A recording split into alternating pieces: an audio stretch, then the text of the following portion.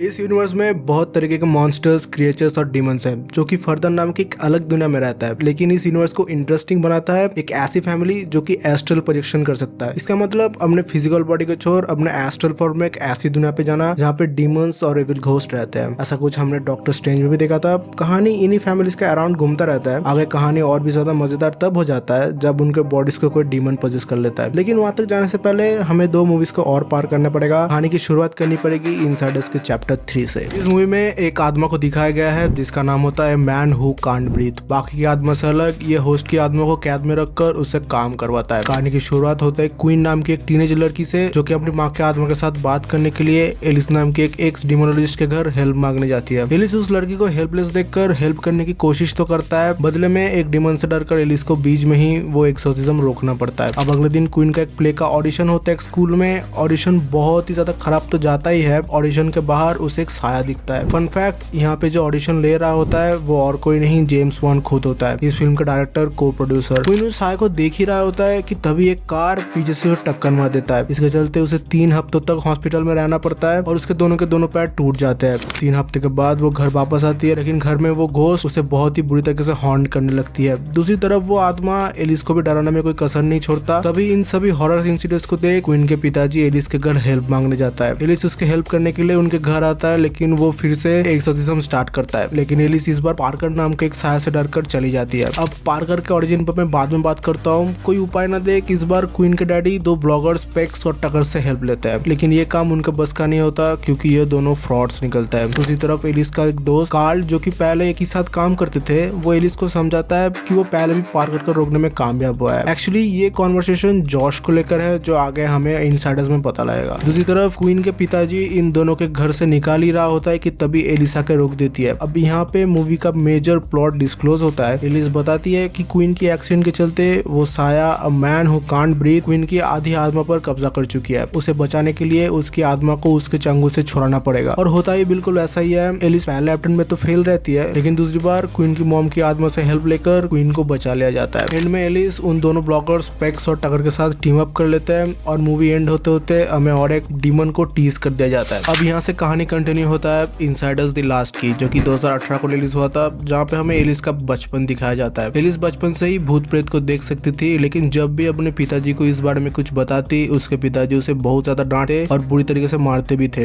एक दिन तो हद ही हो जाती है, वो एलिस को उसी घर के बेसमेंट में लॉक कर देते हैं जहाँ पे एक रेड कलर का डोर भी होता है। वो दरवाजा आत्माओं की दुनिया और हमारी दुनिया के बीच में एक कनेक्शन का काम करता है। अब एक आवाज उससे वो दरवाजा खुलवा देता है, जिससे एक की फेस नाम का डीमन निकलकर एलिस को पोजेस कर लेता है और एलिस की माँ को वहीं बेसमेंट में मार दिया जाता है। कहानी में थोड़ा सा आगे बढ़े तो एलिस तब 16 साल की थी जब उसे बेसमेंट में एक लड़की का साया दिखता है। एलिस उसे एक आत्मा समझती है, लेकिन वो एक्चुअली में एक जिंदा लड़की होती है। एक्चुअली में की फेस के पोजेस के चलते एलिस के पिताजी ऐसे ही बहुत सी लड़कियों को बेसमेंट में कैद में रखते और बाद में मार देते। एलिस इस लड़की के बारे में उसके पिताजी को बताती है, लेकिन उसके पिताजी फिर से भड़क जाते हैं। लेकिन इस बार एलिस अपने डैडी को चकमा देकर अपने भाई को वहीं छोड़कर भाग जाती है। अब कहानी प्रेजेंट टाइम में स्विच होता है। टेड गार्जिया नाम का एक आदमी ठीक उसी घर से कॉल करता है जहाँ पे पहले एलिस बचपन में रहती थी। टेड बताता है कि उसके घर में कोई भूतिया साया है जो कि उसे बहुत ही ज्यादा परेशान कर रहा है। एलिस पेक्स और टकर के साथ उसी घर में जाके इन्वेस्टिगेशन शुरू करता है। इन्वेस्टिगेशन के दौरान एलिस को वहीं एक सीटी मिलता है जो कि बचपन में एलिस की माँ ने एलिस के भाई को दिया था। लेकिन तभी उसी लड़की की आत्मा ने, जिससे एलिस ने बचपन में देखा था, उसने वो सीटी छीन लेती है। अगले दिन वो तीनों एक कॉफी हाउस में जाते हैं जहाँ पे एलिस का भाई क्रिश्चियन भी अपने दोनों बेटियों के साथ आता है। बहुत सालों के बाद एलिस और क्रिश्चियन मिल रहे होते हैं, लेकिन क्रिश्चियन बचपन में उसे अकेला छोड़ने के लिए उस पर बहुत ही ज्यादा नाराज और गुस्सा करता है। लेकिन क्रिश्चियन की बेटी एलिस से माफी मांगती है और बदले में एलिस उसे उसी सिटी का एक फोटो देता है। और फिर से इन्वेस्टिगेशन स्टार्ट होता है और इस बार उसी लड़की की साया की हेल्प से उसी घर के एक बेसमेंट को दरवाजे को खोला जाता है। वहाँ से एक जिंदा लड़की डिस्कवर होता है और उसी लड़की को देखकर एलिस पूरा खेल समझ जाती है कि बचपन में जिस लड़की को उसने देखा था वो जिंदा थी और ये सभी बुरे काम जो उसके पिताजी ने किया था वो सभी के सभी की फेस के पोजेस्ट के चलते किया था। दूसरी तरफ टेड आके गन तान कर उन सबको बेसमेंट में लॉक कर देता है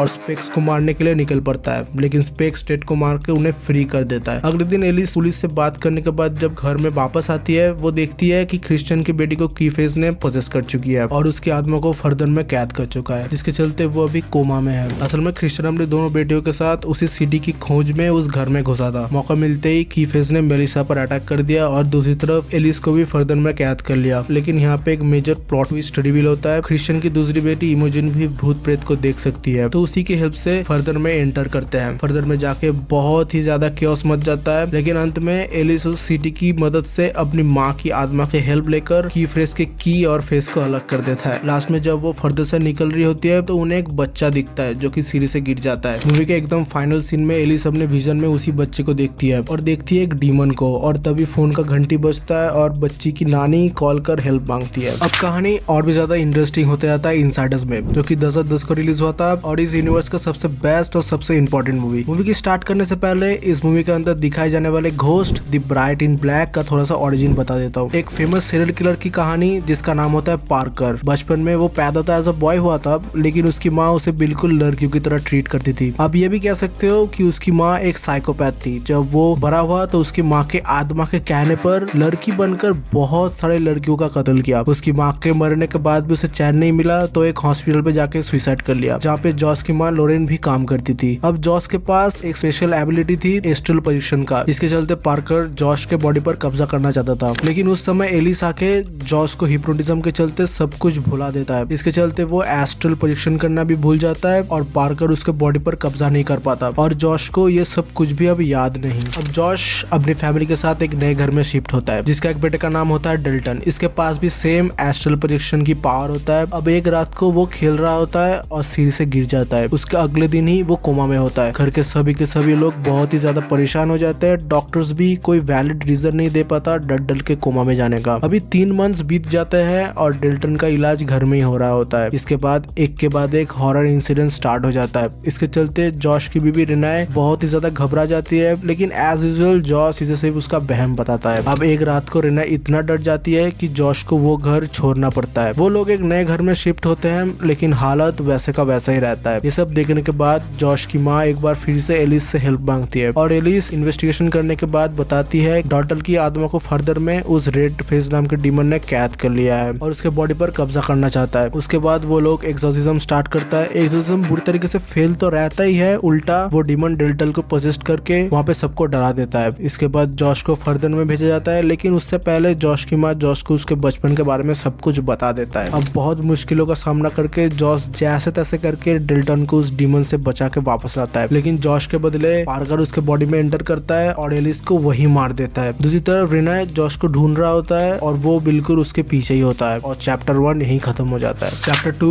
जो कि 2013 को रिलीज होता है, शुरुआत होता है पुलिस स्टेशन से। इस मर्डर को लेकर पूछताछ चल रहा होता है और इतना ही नहीं रेनाए जॉश पर शक तो करता है, लेकिन पुलिस को कुछ भी नहीं बताता और वो सभी लॉरेन के घर में रहने आते हैं। रेनाए को लगता है कि अब सब ठीक हो जाएगा, लेकिन ऐसा नहीं होता। रेनाए को जॉश की हरकतें भी ठीक नहीं लगता। अगले दिन डेल्टन उसकी माँ को कहता है कि वो सफेद ड्रेस में किसी को देखा है और उसके डैडी किसी के साथ बात कर रहे थे। दूसरी तरफ जॉश की माँ फिर से हेल्प मांगने जाती है स्पेक्स और टकर से। स्पेक्स और टकर कार्ल की हेल्प से एलिस की आत्मा से बात करना चाहती थी। एलिस एक हॉस्पिटल का नाम बताती है जहाँ पे पहले लॉरेन भी काम करती थी। वहाँ जाके उन्हें पार्कर का एड्रेस मिलता है और वो सब मिलकर पार्कर के घर जाते हैं, जहाँ पे उन्हें एक घोस्ट बहुत ही ज्यादा हॉन्ट करने लगा है। लेकिन आखिरकार उन्हें पार्कर के बारे में सब कुछ पता चल जाता है, जो कि मैंने आपको पहले ही बता चुका हूँ। दूसरी तरफ रेनाए अपने दोनों बच्चों को उसकी सहेली के घर में छोड़ आती है, लेकिन तभी लॉरेन आके रेनाए को लेकर जाती है ताकि कार्ल जॉश को बेहोश करके जॉश की आत्मा को ला सके, लेकिन ऐसा नहीं हो पाता। अल्टीमेटली जॉश इन सभी को हरा देता है। अब कार्ल की आंखें खुलता है फर्दर में। वो लोग जॉश की पुराने घर में होता है और वहाँ पे वही घोस्ट जॉश पर अटैक कर देता है, लेकिन ऐम मौके पे एलिस आ जाती है और जॉश को बचा लेती है और वो लोग वहाँ से रेड डोर के पास जाता है। दूसरी तरफ रेनाए और लॉरेन घर वापस आती है, जहाँ पे जॉश उन पर अटैक कर देता है और तभी रेनाए की दोस्त डेल्टन और फोस्टर को भी घर छोड़ जाती है और वो आके अपने मम्मी को बचा लेती है और वो सब घर के बेसमेंट में छुप जाते हैं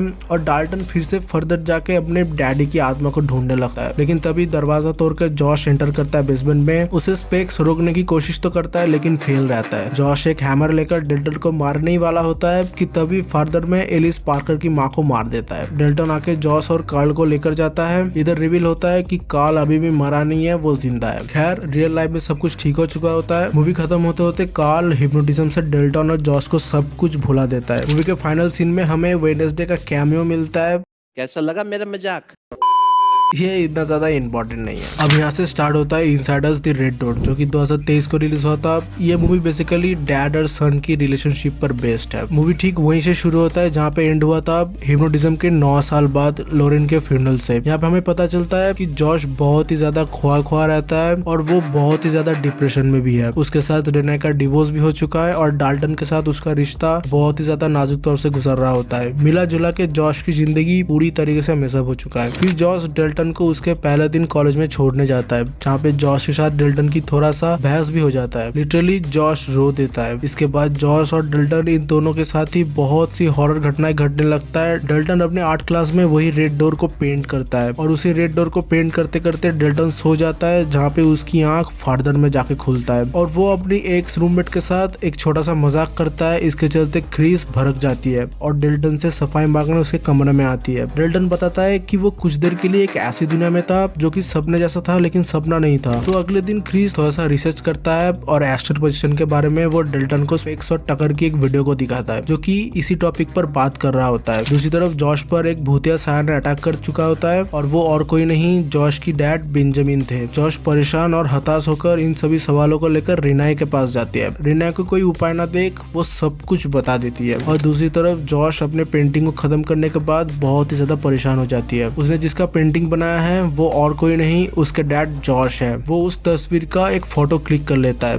दूसरी पल वो उसी जगह पर होता है जहाँ पे जॉश बेसमेंट में उन सभी को मारने की कोशिश करता है। डेल्टन जॉश को रोकता है और तभी वो फर्दर में होता है। उसके सॉल को फिर से और एक बार रेड फेस डीमन ने कैद कर लिया जाता है और उसके बॉडी पर कब्जा करके क्रिस पर अटैक कर देता है। दूसरी तरफ डेल्टन का भाई फॉस्टर घर पे वापस आकर वही पेंटिंग को दिखाता है जो कि डाल्टन ने ड्रॉ किया था। उसी पेंटिंग को देखकर वो लोग घबरा तो जाती है, साथ ही में ये भी समझ लेता है कि डेल्टन की जान को खतरे में है। तो जॉश फिर से एस्ट्रल प्रोजेक्शन करता है। बहुत मुश्किलों का सामना करने के बाद डेल्टन की आत्मा को छुड़वाता है, लेकिन रेड फेस डीमन फिर से उन पर अटैक कर देता है। उस डीमन को रोकने के लिए जॉश वही रेड डोर के पास रुक जाता है और डेल्टन को वहां से चले जाने के लिए कहता है। रियल लाइफ में डेल्टन जागने के बाद उस पेंटिंग को ब्लैक पेंट कर देता है। इसके चलते फर्दर में वो डोर पूरी तरीके से ब्लॉक हो जाता है और वो डीमन वहीं पे ही कैद हो जाता है। फाइनली जॉश खुद को फ्री फील करता है और वहीं पे वो अपने डैड को भी याद करता है और उसे ये भी महसूस होता है कि उसके पिताजी उसकी जान बचाने के लिए ही खुद को कुर्बान किया था। फाइनली सब कुछ ठीक हो चुका होता है और एंड में एलिस का भी एक कैमियो होता है। वो बताती है कि आने वाला समय बहुत ही ज्यादा शानदार होगा, बस भटकना मत। और पोस्ट क्रेडिट सीन में उस दरवाजे को फिर से टीज कर दिया जाता है। यूट्यूब के अंदर एक बहुत ही बढ़िया फीचर है, यहाँ पे क्लिक करो और मेरे साथ चलो कंजूरिंग यूनिवर्स के अंदर।